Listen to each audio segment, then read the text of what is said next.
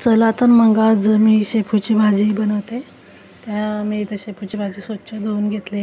एका कढाईमध्ये तुम्ही तेल घालून घ्यायचं. त्याच्यामध्ये थोडेसे जिरं, कांदा आणि चांगलं परतून घ्यायचं.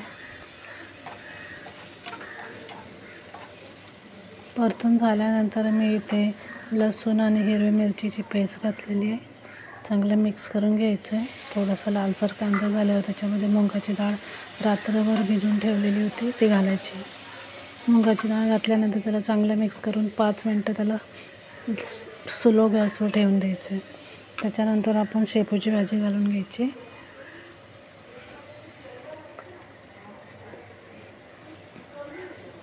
शेपूची भाजी घातल्यानंतर त्याला मिक्स करून घ्यायचं आहे. त्याच्यानंतर आपण याच्यामध्ये चवीपुरते मीठ घालणार आहोत. मीठ घालून झाल्यावर त्याला मिक्स करून पुन्हा बारीक गॅसवर 5 मिनटं वाफ देऊन घ्यायची. इथे आपली भाजी रेडी झालेली आहे.